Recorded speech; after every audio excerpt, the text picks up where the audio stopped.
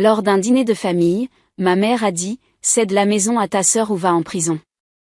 J'ai ri. Salut, je m'appelle Chloé. C'est tout ce que vous avez besoin de savoir sur moi pour l'instant. Celle qui a bâti tout ça à partir de rien pendant que tout le monde prenait le chemin facile. Mais allons droit au but. Tout a explosé lors de ce dîner de famille, le genre où la tension gronde sous des sourires forcés et le tintement découvert. Ma mère s'est penchée, sa voix un grondement bas. Cède la maison à ta sœur ou tu finiras en prison. Ma sœur a ricané juste après, ses mots dégoulinant de venin.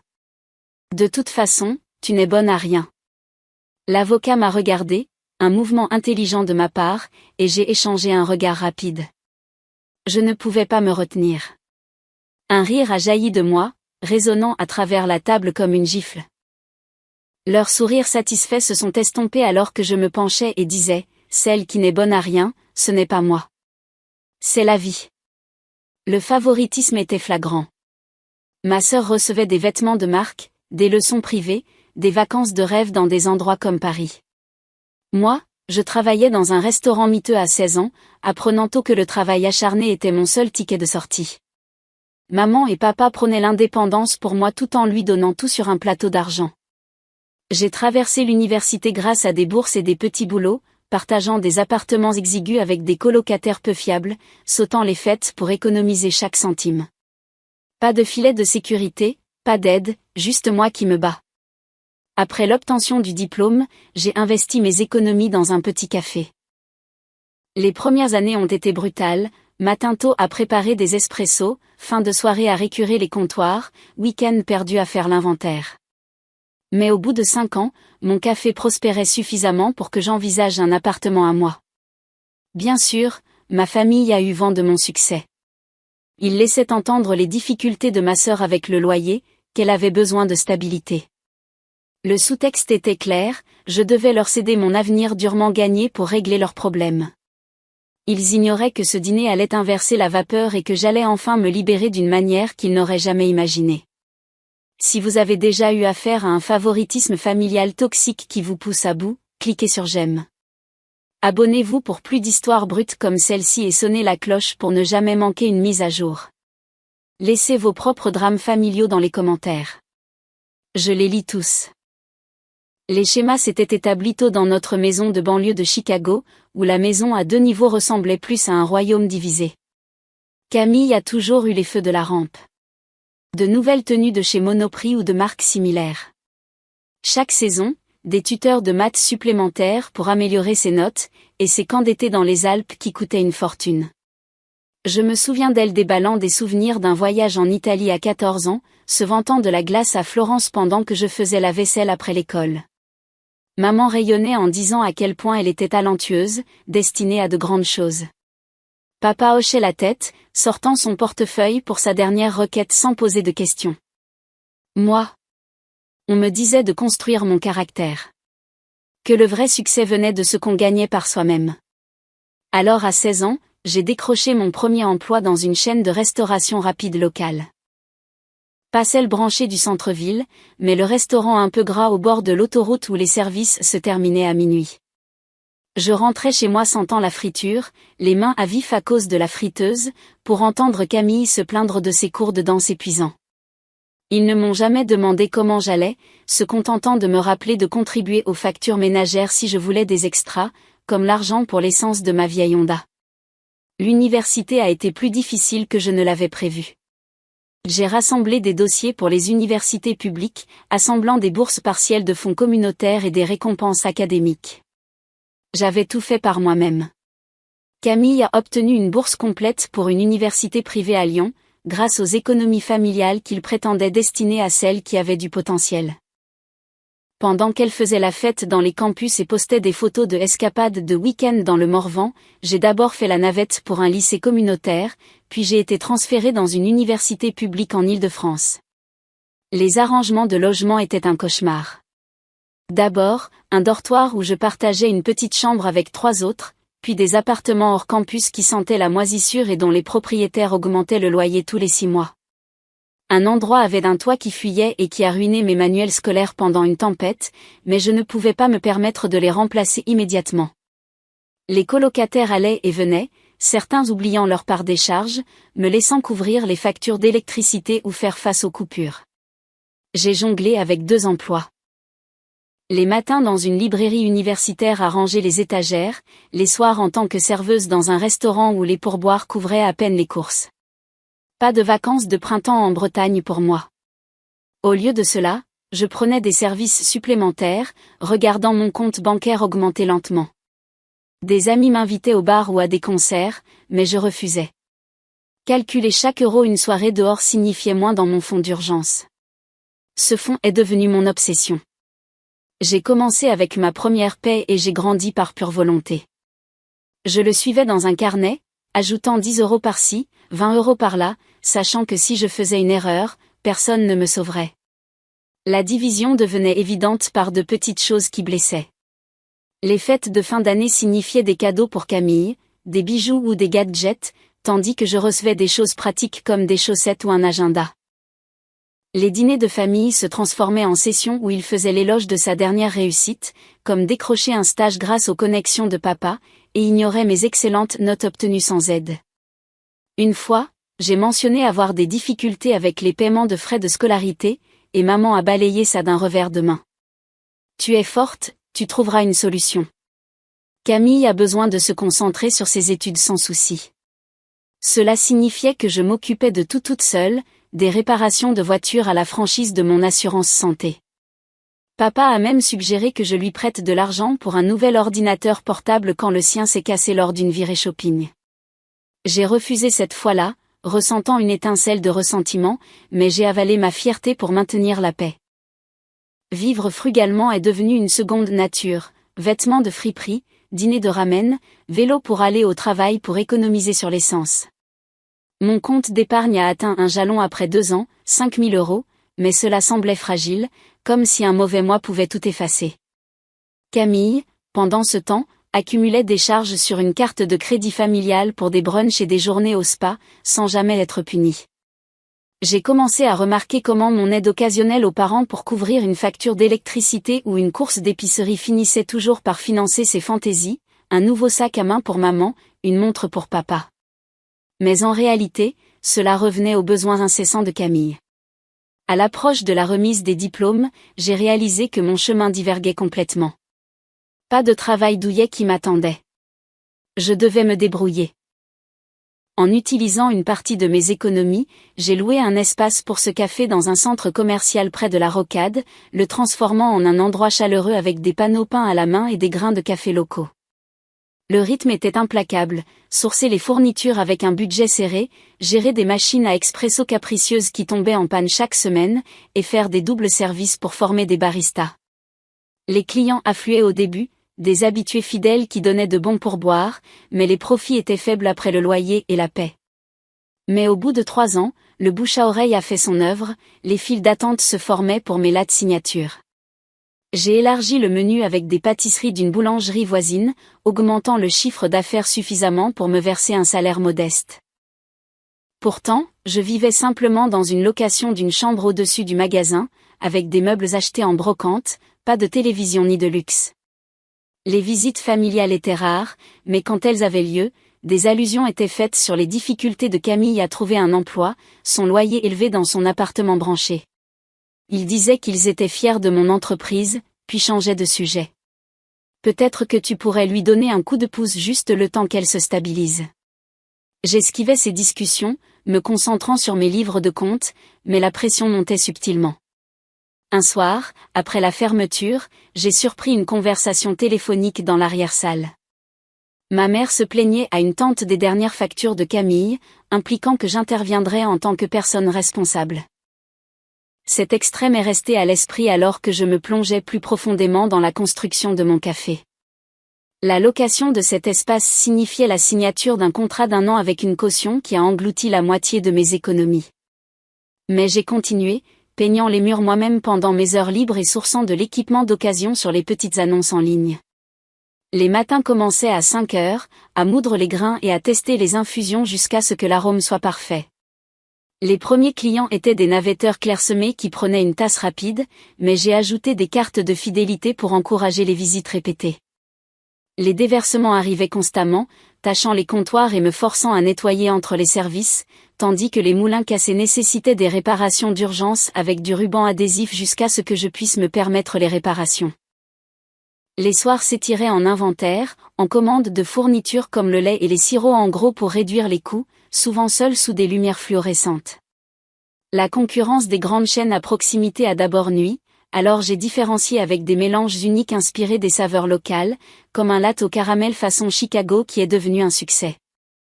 Au bout de 6 mois, le trafic a augmenté suffisamment pour embaucher un employé à temps partiel pour les week-ends, me libérant pour gérer la paperasse comme les impôts et les permis sans manquer complètement de sommeil. L'année 2 a apporté une croissance constante. J'ai investi dans une meilleure machine à expresso financée par un prêt aux petites entreprises auxquelles j'ai été éligible sur la base des données de vente initiales.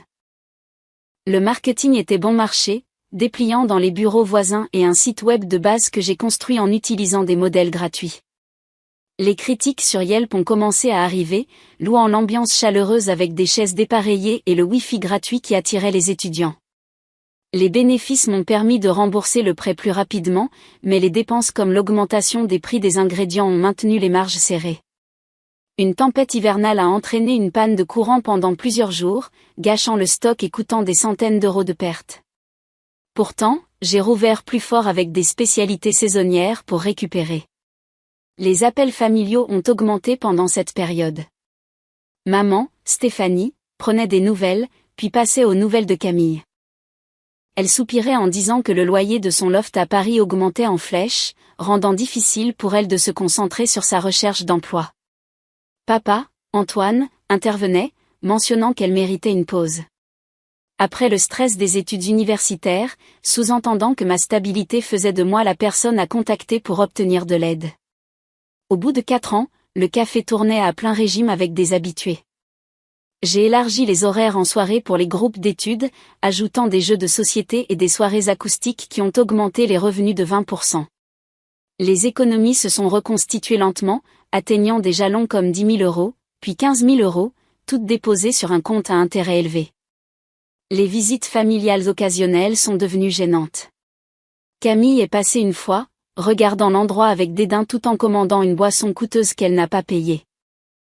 Stéphanie a admiré la décoration, mais a rapidement changé de sujet. Camille a du mal à trouver un emploi. Pauvre petite. Si seulement elle avait un endroit stable pour s'installer. Antoine a hoché la tête, ajoutant que la famille devait se soutenir, surtout depuis que j'avais réussi. Leurs mots faisaient écho à l'appel intercepté, me poussant à examiner mes contributions, aider à la réparation de leur voiture le mois dernier, envoyer de l'argent pour une consultation médicale. Les schémas émergeaient.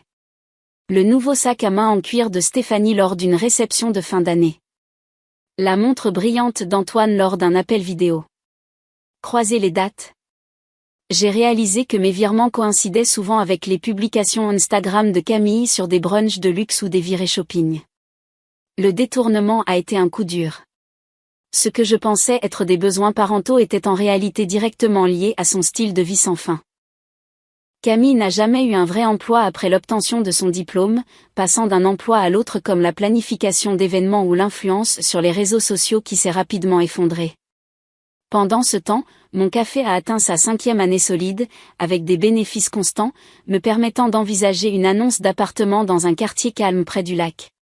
2 chambres avec une vue dont je rêvais depuis ces appartements moisis. Les calculs pour l'acompte semblaient réalisables, environ 30 000 euros au total avec mes économies et une préapprobation hypothécaire. L'enthousiasme montait alors que je visitais des propriétés, imaginant discrètement un espace qui m'appartenait vraiment. Pas de colocataire, pas de fuite. Les allusions familiales se sont intensifiées. Stéphanie a envoyé un SMS sur la crise du logement de Camille, disant qu'un endroit fiable changerait tout pour elle. Antoine a appelé, insistant sur le devoir fraternel en temps difficile. Leurs attentes se sont cristallisées. Mon succès n'était pas seulement le mien, mais une ressource pour les problèmes de Camille. Les doutes sont apparus lors d'une fermeture de café tranquille. Ces doutes me trottaient dans la tête alors que je fermais le café ce soir-là. Le bourdonnement de la machine à expresso résonnait encore à mes oreilles. Le lendemain matin, ma boîte de réception a été pingée par un email qui ne m'était pas destiné, un transfert de Stéphanie à Antoine, accidentellement mis en copie à mon compte professionnel. Objet, l'avenir de Camille. Il exposait leur plan dans des détails crus. Il supposait que j'achèterais un appartement, pas pour moi, mais pour le céder à Camille afin qu'elle puisse recommencer à zéro à Paris. Les mots m'ont blessé, des phrases comme « Chloé est responsable, elle le fera » et « Camille mérite cette pause ». Aucune mention de mes années de labeur, juste l'attente que je paie pour sa nouvelle vie. Mon cœur s'est serré, pas de choc, mais de clarté. Ce n'était pas une allusion unique. C'était un mouvement calculé comptant sur mon silence et ma conformité, comme toujours. Le message de Camille est arrivé des heures plus tard, rempli d'excitation. J'ai vu cette incroyable annonce d'appartement près du Champs-Élysées, a-t-elle écrit, joignant des photos d'un appartement élégant de 2 chambres avec parquet et vue sur le paysage urbain. C'est parfait pour que je me stabilise enfin. J'ai hâte d'emménager. Aucune mention de la façon dont elle allait payer, aucun plan, juste la pure supposition que c'était à elle. Ces mots faisaient écho au ton de l'email, plein d'assurance, un droit acquis. Je n'ai pas répondu, laissant son message non lu pendant que je traitais la trahison. Leur complot supposait que je jouerais la belle-sœur, sacrifiant mon rêve pour sa commodité. Au lieu de cela, j'ai décidé d'inverser la vapeur. J'avais déjà visité un appartement, un modeste studio à Montmartre, rien d'extravagant, mais à moi. Après des semaines de calculs, j'avais obtenu une préapprobation hypothécaire basée sur les revenus constants de mon café. L'acompte, 30 000 € de mes économies, était prêt. J'ai contacté l'agent immobilier, une femme pragmatique nommée Karen, et finalisé l'offre sans en parler à personne. Pas de grande annonce, pas de consultation familiale, juste un dépôt discret et des papiers signés. L'endroit avait de hauts plafonds, un petit balcon, et assez d'espace pour un bureau où je pourrais planifier les prochaines étapes du café. La clôture a pris un mois, et j'ai emménagé un samedi pluvieux, transportant des meubles de fripe dans 3 volets d'escalier. Pour la première fois, j'ai dormi dans un espace qui m'appartenait. Pas de colocataire, pas de fuite, juste à moi. Je pensais avoir des mois avant que ma famille ne le découvre. Peut-être un an si je restais discrète. Mais les commérages parisiens voyagent vite. 3 semaines plus tard, alors que je déballais des cartons et accrochais un miroir bon marché, mon téléphone s'est allumé comme une machine à sous. Appel manqué de Stéphanie, Antoine, Camille, même d'un oncle à qui je n'avais pas parlé depuis le dernier Noël. Les messages ont afflué, commençant par celui de Stéphanie. Pourquoi entendons-nous dire que tu as acheté un appartement sans nous le dire? Camille a le sien qui est plus petit? Tu as eu un endroit et tu ne l'as même pas mentionné. Qu'en est-il de moi? L'appel d'Antoine est allé en messagerie vocale. Son ton était sec. Nous devons parler, Chloé. Ce n'est pas ainsi que fonctionne une famille. J'ai regardé l'écran, assemblant les pièces. Karen a dû mentionner mon achat à un autre client, où Camille traquait les mêmes annonces. Peu importait comment ils l'ont découvert. Ce qui importait, c'était la tempête qui se préparait. J'ai ignoré les messages, me concentrant sur le vissage d'une étagère au mur. L'appartement ressemblait à une forteresse, mon premier véritable ancrage dans le monde. Mais le téléphone qui bourdonnait signalait que le calme ne durerait pas. Le prochain message de Camille a accentué le problème. Tu me dois. Je ne peux pas louer éternellement. Oh, elle. Après des années à la laisser couler pendant que je me débattais pour grimper, l'audace a suscité quelque chose de féroce en moi. Je n'allais pas fuir ce combat, ils allaient bientôt apprendre que je n'étais plus leur paillasson. Vanessa, ma cousine, a appelé ce soir-là avec un avertissement. L'avertissement de Vanessa était clair. Ma famille prévoyait une confrontation. Elle avait surpris Antoine fulminé lors d'un barbecue familial sur mon égoïsme d'avoir acheté l'appartement seul. Je n'allais pas me laisser tendre un piège dans mon propre espace. Alors, j'ai inversé la vapeur. Je les ai invités Stéphanie, Antoine, Camille à un dîner de famille chez moi, un terrain neutre, pour les affronter de front. J'ai aussi appelé Daniel, mon avocat, un homme vif que j'avais consulté pour des contrats commerciaux. Il a accepté de se joindre, sentant la tempête gronder. La table était simplement dressée, pizza à emporter et soda, sans fioriture pour garder la concentration. Quand ils sont arrivés, le sourire de Stéphanie était crispé, la posture d'Antoine raide, comme s'il était prêt pour une bataille en salle de conseil, et Camille faisait défiler son téléphone, me reconnaissant à peine.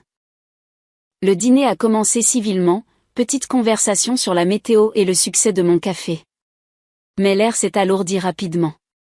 Stéphanie a rompu en première, sa voix tranchante.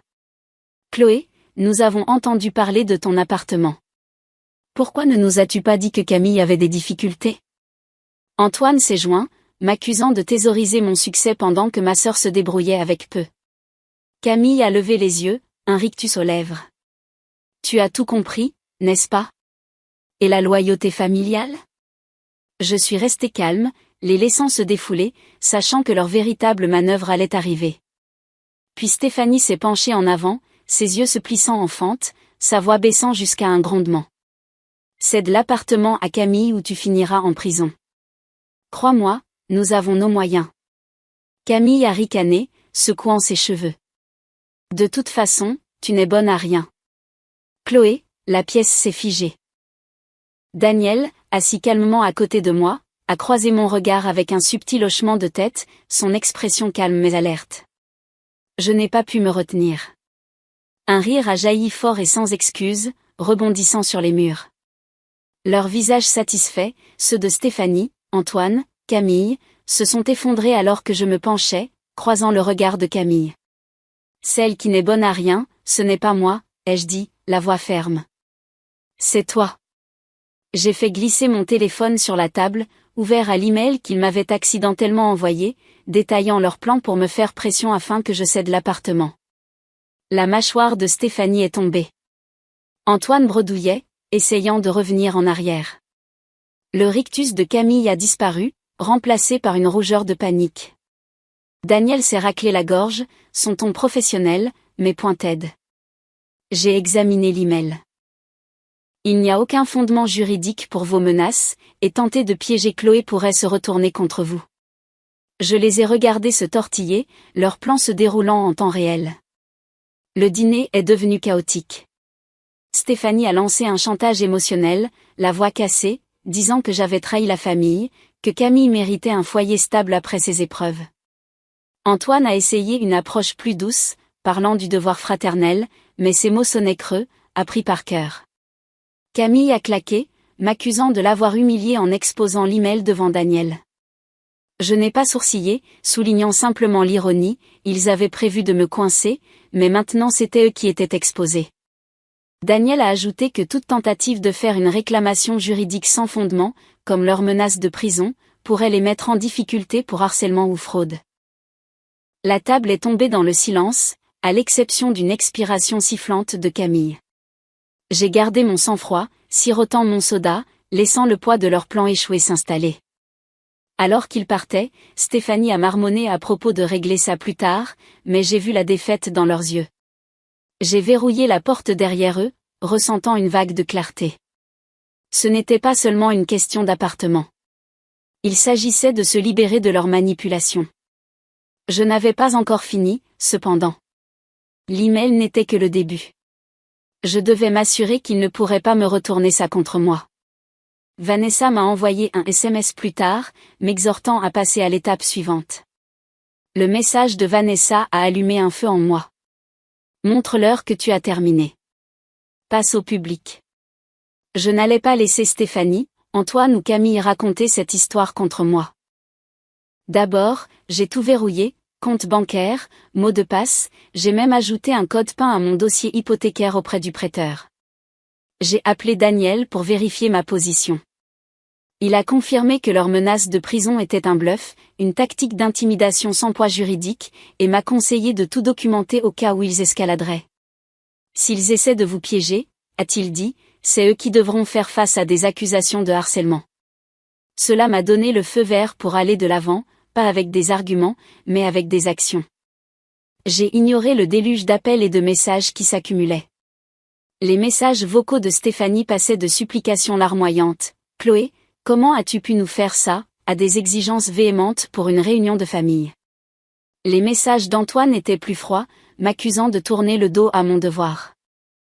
Les messages de Camille dégoulinant de venin, tu ruines ma vie, Chloé. Règle ça. J'ai laissé tout ça sans réponse, me concentrant plutôt sur mon prochain coup. Vanessa et moi avons brainstormé autour d'un café dans mon café, ses yeux s'illuminant à l'idée de passer au public. J'ai ouvert Facebook et posté une photo du balcon de mon appartement au coucher du soleil, avec la légende « Je l'ai gagné centimètre par centimètre grâce à des années de labeur. C'est à moi ». Simple, sans nom, mais le message était clair pour quiconque connaissait. La réaction a été instantanée. Des amis de l'université et des habitués du café ont commenté « Félicitations », certains plaisantant sur des invitations à une crémaillère. Puis les discussions familiales ont commencé. Une tante m'a envoyé un message confus. « Chloé, tu dois lui donner un endroit. » Je n'ai pas répondu directement, mais Vanessa m'a encouragé à frapper fort. J'ai téléchargé une capture d'écran de l'email celui que Stéphanie avait accidentellement envoyé, montrant leur plan pour me culpabiliser afin que je donne l'appartement à Camille. Pas de commentaires, juste le texte brut et une légende clarifiant certaines rumeurs. Le post s'est répandu comme une traînée de poudre. Les cousins l'ont partagé, taguant des parents qui avaient été tenus à l'écart. Les amis qui avaient cru aux histoires larmoyantes de Camille se sont tus, certains la désabonnant. En fin de soirée, ma boîte de réception contenait des messages de membres de la famille élargie remettant en question l'équité de Stéphanie et Antoine. Un oncle s'est même excusé de ne pas l'avoir vu plus tôt. La réponse de Camille a été un chaos prévisible. Elle a lancé une campagne de financement sur une plateforme de crowdfunding intitulée « Aide Camille à trouver la maison de ses rêves ». La description la dépeignait comme la sœur en difficulté trahie par une sœur avide qui refusait d'aider. Elle a omis ses périodes sans emploi, les sacs de créateurs, les brunchs financés par les cartes de crédit familial. La campagne s'est effondrée rapidement, n'ayant récolté que 50 € avant que les commentaires ne la démolissent, dénonçant son droit acquis après mon post. Elle l'a supprimée en quelques heures, bloquant ses réseaux sociaux pour éviter le contre-coup. Stéphanie et Antoine ont tenté de limiter les dégâts en envoyant des SMS à des parents pour prétendre qu'il s'agissait d'un malentendu, mais les captures d'écran parlaient plus fort. Une cousine m'a dit qu'Antoine fulminait lors d'un appel familial à propos de la déloyauté, tandis que les plaintes de santé de Stéphanie explosaient, blâmant le stress causé par le drame. Je suis restée à distance, mettant en sourdine leur numéro. Daniel m'a contacté, confirmant qu'aucune action en justice n'avait été entreprise. Leur menace de prison n'était que du bluff. Camille a essayé un dernier coup, m'envoyant un message pour un appel ou afin de régler les choses. J'ai accepté, curieuse, mais j'ai gardé la conversation courte. Elle est apparue à l'écran, le maquillage taché, suppliant de rester chez moi juste le temps qu'elle règle ses finances. Je l'ai coupé. Tu as Stéphanie et Antoine. Reste avec eux. Son visage s'est durci, m'accusant d'abandonner la famille, mais j'ai terminé l'appel sans un mot. L'appartement se sentait de plus en plus comme chez moi chaque jour. Ma routine s'est installée, course matinale le long du lac, ajustement des recettes du café, ne plus me préparer à leur prochain chantage. Puis j'ai reçu un appel d'une amie commune à propos de la nouvelle réalité de Camille. L'appel de l'amie commune est arrivé pendant que je préparais du café dans la cuisine de mon appartement. Elle avait repéré Camille travaillant dans un magasin de détail dans un centre commercial à Pantin, se plaignant à voix haute à une collègue de l'injustice de la vie. J'ai mis ça de côté, mais la curiosité m'a prise plus tard dans la semaine. Je suis passée au centre commercial pour une course rapide, et là, elle était derrière un comptoir dans un magasin de vêtements, pliant des jeans avec un air renfrogné. Elle ne m'a pas vue, mais j'ai entendu sa conversation avec une cliente au sujet de la dure réalité, bas salaire, longues heures, pas de pause. Je n'arrive pas à croire que je sois coincée à faire ça, a-t-elle dit, inconsciente de la façon dont la plupart des gens vivent. J'ai pris mon achat et je suis partie, une satisfaction tranquille s'installant. Pour une fois, Camille faisait face au monde réel, pas de carte de crédit familiale pour la sauver. De retour chez moi, le chaos n'avait pas cessé. Une épaisse enveloppe est arrivée en recommandé, portant le cachet de l'adresse de Stéphanie et Antoine. Je l'ai ouverte à la table de ma cuisine, m'attendant au pire. C'était un avis juridique prétendant que j'avais fraudé la famille en achetant l'appartement pour moi-même, exigeant que je le transfère à Camille ou que je paie des dommages pour sa détresse émotionnelle. L'accusation était absurde. Ils alléguaient que j'avais promis de l'acheter pour elle sans aucune preuve. J'ai appelé Daniel immédiatement. Il a ri au téléphone, retenant à peine son amusement. « C'est un bluff, Chloé », a-t-il dit. « Aucun tribunal n'accepterait cela. C'est du harcèlement déguisé en procès. » Il a rédigé une lettre de réponse envoyée en recommandé, avertissant que toute nouvelle tentative pour m'intimider pourrait entraîner une contre-poursuite pour détresse émotionnelle et frais juridiques. Je l'ai posté le lendemain, ressentant un poids soulevé. Leurs appels ont recommencé. Les messages vocaux de Stéphanie oscillaient entre sanglots et accusations. « Comment as-tu pu nous menacer avec des avocats ? Chloé, nous sommes une famille. » Ceux d'Antoine étaient plus sévères, exigeant que je reconsidère pour le bien de Camille. Camille a essayé ou à nouveau, son visage désespéré, me demandant de rester chez moi juste le temps de me remettre sur pied. Je l'ai coupé rapidement. « Tu as des options. Utilise-les. » Ses yeux ont brillé de colère, mais j'ai terminé l'appel et bloqué son numéro. Puis ceux de Stéphanie et d'Antoine. Fini les chantages. Fini les jeux. Les répercussions les ont frappés durement. Vanessa m'a tenu informée. La famille élargie a coupé les ponts avec Stéphanie et Antoine après la propagation des captures d'écran, embarrassés par leur manipulation. Une tante m'a dit que le stress de Stéphanie avait déclenché des migraines, la conduisant une fois aux urgences, tandis que les amis de golf d'Antoine s'étaient distanciés, fatigués de ses diatribes sur la loyauté familiale. La réalité de Camille était plus sombre. Son emploi dans le commerce de détail couvrait à peine le loyer d'un studio délabré dans un quartier difficile. Elle avait accumulé des dettes de cartes de crédit des milliers, selon une cousine qui a vu son panique poster en ligne avant de la supprimer. Ses rêves d'influenceuse se sont évanouis. D'anciens amis l'ont ghosté après l'échec de la campagne de financement. La réputation de la famille parmi les parents s'est effondrée, les laissant isolés. Plus personne pour financer leur mascarade. Ma vie, pendant ce temps, a trouvé un rythme. Les matins commençaient par des courses le long du lac Michigan, le paysage urbain net contre l'aube. J'allais à la salle de sport, puis j'ouvrais le café, ajustant les recettes ou discutant avec des habitués qui étaient devenus comme des amis. Les soirées se terminaient sur mon balcon, une tasse de café à la main, regardant les bateaux glisser sur le lac. Plus besoin de me préparer à des SMS passifs-agressifs ou à des visites surprises. J'ai fait un petit don, 500 €, à une œuvre de bienfaisance locale pour jeunes entrepreneurs, un clin d'œil à mon propre parcours. L'appartement n'était pas seulement une maison. C'était la preuve que j'avais construit quelque chose d'incassable. Les coupés n'étaient pas froids. C'était la liberté. J'avais passé des années à porter leur poids, mais maintenant j'avais terminé. Camille, Stéphanie, Antoine, ils avaient appris à la dure que la manipulation a un prix. Pour moi, le prix en valait la peine.